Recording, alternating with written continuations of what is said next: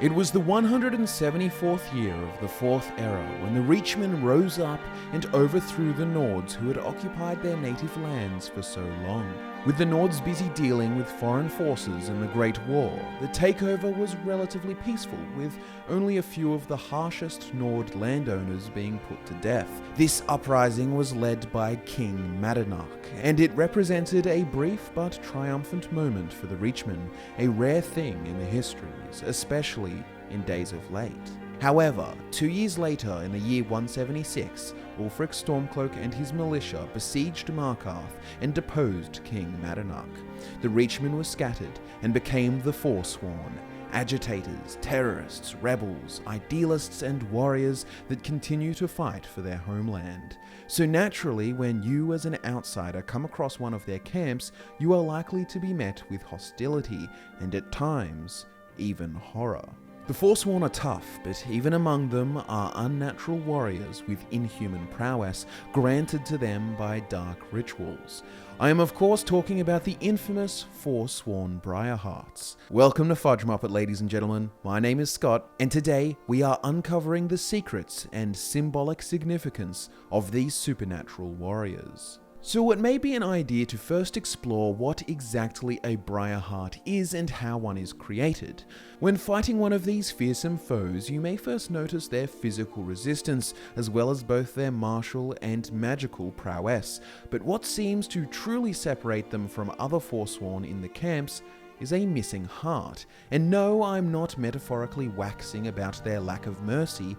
The Briarhearts quite literally do not possess their own blood-pumping vessel anymore. Their chest cavity is raw and exposed, and in it is stitched the source of their newfound power, and seemingly the source of their continued existence.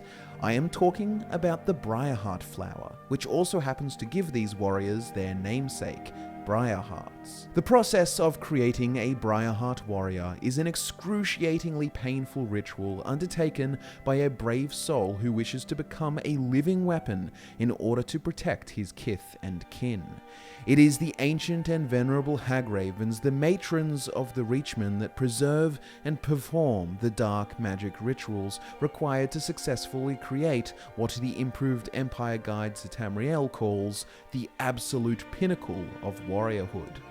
It also says, communion with Hircine has allowed their own hearts to be cut from their chests and a ligament of poisoned briars sewn in their place. During your travels in Skyrim, you may come across the Forsworn-infested site of Lost Valley Redoubt. Well, if you make your way to the top of the many stairs, you may approach the Dragon Wall and find 2 hagravens performing such a ritual on a newly born Briarheart, who will rise from the altar as you engage them. This is as close as we have come to seeing the ritual being performed in the Fourth Era, but in the Second Era we do have the words of a Reachman Briarheart named Kyrtos, who offers insight on what it is like to be a Briarheart. When asked about his exposed heart, suggesting that it may make it easy for an enemy to kill him, he responds, "Not exactly, it's harder than steel. A powerful distraction in a fight, for those who think it a weakness." So despite the appearance of an exposed and vulnerable heart, the briar flower is harder than the rest of the warrior's flesh. However, there is a caveat here. While the heart may not be physically destroyed, it's possible to remove the heart by hand, which would result in an instant death. In Skyrim, a skilled thief may sneak and pickpocket the Briarheart from their chest cavity, ending the Forsworn champion before they had a chance to fight a real fight. So I imagine it would be in their best interest to have those things sewn in as tight as possible. But of course, this whole thing sounds rather painful, to put it lightly. When Kyrtos is asked about the Briarheart and if it hurts, he responds simply with the statement, "unbearably." And when asked about if he has any regrets about replacing his heart, he says, "I often wake to buzzing and fluttering in my chest, with the occasional nibbling. I have to jump into ice-cold water, then wait for all the beetles to boil out of my chest. It's unpleasant."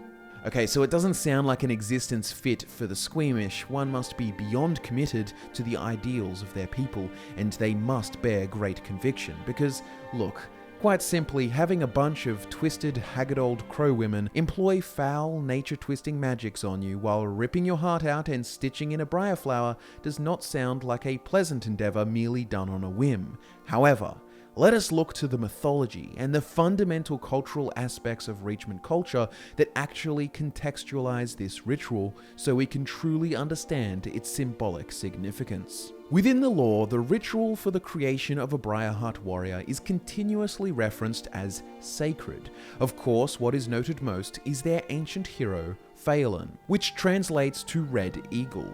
He was a mighty figure who united the Reachment clans against the conquest of Empress Hestra in the First Era, and he has since become emblematic of the Reachment struggle against foreign powers. The legend of Red Eagle tells the tale of his transformation. One night, under a cloud-choked sky, the men of the Red Eagle warmed themselves over damp fires of smouldering moss. A huddled, shambling figure came to them, cloaked in rags, face cowled. Though his men mocked and cast stones at the stranger, Phelan sensed something and beckoned. The cowl was thrown back in the dim light, and she revealed herself to be one of the ancient and venerable hagravens. She offered power for a price, and a pact was made. Thus was brokered to the witch his heart, his will, his humanity. From that day forth, his was a spirit of vengeance, pitiless and beyond remorse. The rebels grew in strength and numbers, and none could stand against them. Phelan's eyes burned coldly in those days, black opals reflecting a mind not entirely his own. 2 years passed, and the foreigners were all but driven from the Reach. Such peace could not last, however, and a great host fell upon them, a swift army of invaders unlike any before. For a fortnight, Hestra's generals laid siege to Red Eagle's stronghold, till he himself came forth for battle, alone and robed in nothing but his righteous fury. 1,000 foreigners fell before his flaming sword, and the enemy was routed. Yet when night fell, so too did he. The warriors who came to him said Phelan's eyes were clear again on that final night. Now, it is possible that this story contains a lot of hyperbole, but as we clearly know, the Briarheart transformation gives an individual incredible power. It's also entirely possible that Red Eagle was actually the very first to undergo the Briarheart ritual, and the first one to establish the tradition. I'd only guess this based upon the feeling of unfamiliarity with the transformation in the story, but then again, it's possible that the ritual has existed for as long as the Reachmen have. Regardless of which it is, people most commonly associate the Briarheart warriors with this legend of Red Eagle. However, there is a very good case to be made about the deeper religious significance of this undertaking and its symbolic recreation of the Reachman creation myth. If you've watched our piece on the gods of the Reach, then you may be familiar with the creation story and how Lorkhan is an important figure. The Reachmen know him as Lork, the spirit of man, the mortal spirit, or the sower of flesh. According to Reach myths, Lork convinced the spirit queen Namira to grant him a place in the infinite void where he could create a realm for wayward spirits.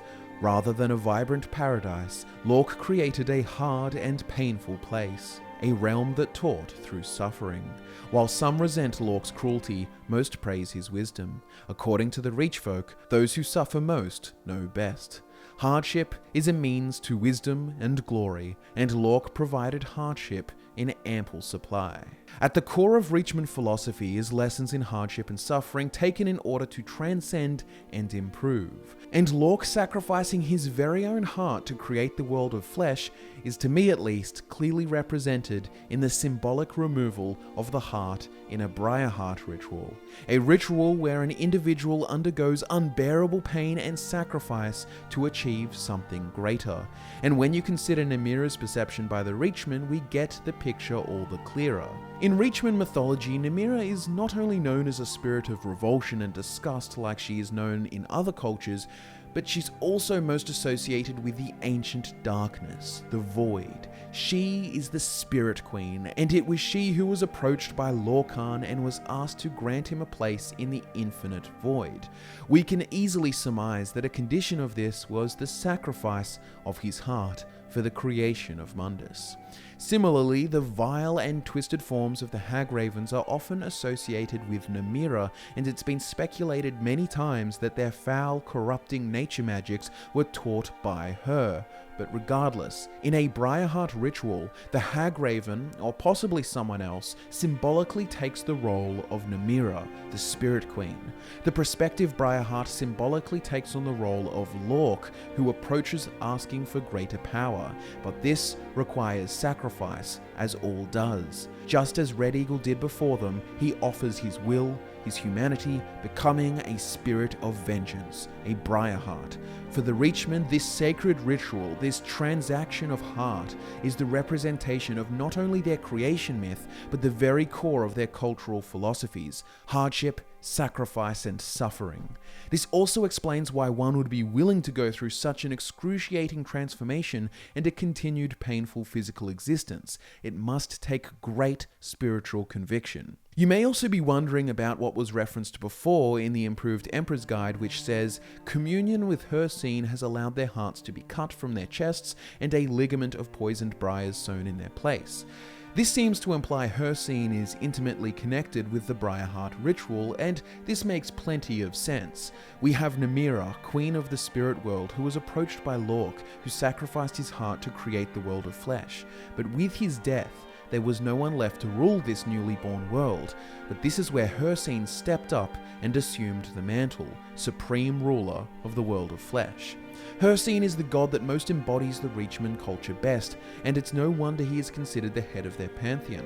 Like all Reach gods, Hircine is regarded as a cruel teacher. Indeed, Reach folk do not call their articles of faith beliefs, they call them lessons. But those who heed Hircine's lessons grow swift, strong, and cunning. For a Reach hunter, these physical manifestations of faith are far more important than any of the nebulous ethical concerns debated in the temples of the divines. It could be said that Hircine to the Reachman is the living embodiment of Lork's ideal for Mundus, the being that most truly respects and reveres the purpose of the mortal realm, a trial of suffering for transcendence. So all in all, the Briarheart warriors are not just spooky zombie warriors that make for fearsome enemies. They're not just the result of barbaric rituals for power's sake. The creation of a Briarheart is arguably one of the most religiously symbolic rituals for the Reachman clans. It's the reenactment of Lorkhan's sacrifice, conducted with the utmost reverence, done in order to create powerful warriors that embody the will of the Reachman. They are walking symbols who spur on their culture's identity and strength. They sacrifice their humanity, their will, everything in order to challenge the plights of their people, to battle the hardships of the world, whether that be a foreign empress marching into their lands or the legendary last Dragonborn waltzing into their encampment. They will fight on with the utmost ferocity until they are returned to the cold embrace of Namira. Ladies and gentlemen, thank you so much for watching. I hope now that you understand the Forsworn Briarheart's true purpose and their symbolic and religious significance for the Reachman. Give the video a like if you enjoyed. Please do subscribe for more wonderful Elder Scrolls lore. Thanks again. My name is Scott from Fudge Muppet, and I'll be back to nerd out with you again next time.